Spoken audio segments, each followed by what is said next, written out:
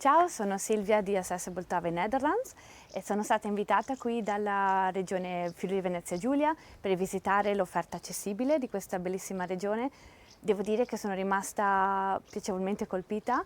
Avevo questi posti come ricordi del cuore quando venivo con la mia famiglia e adesso tornare per visitare come questa regione si sia evoluta anche nel campo dell'accessibilità è stato particolarmente piacevole.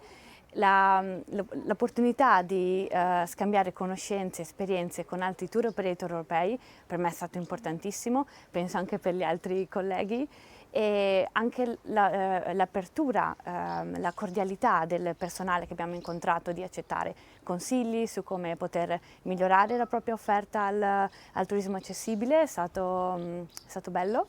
Spero che potrò mandare qui diversi turisti, consigliare e adesso mi sento anche un po' più friulana, anche dal punto di vista accessibile, sicuramente me lo ricorderò sia per i turisti che per la famiglia stessa anche.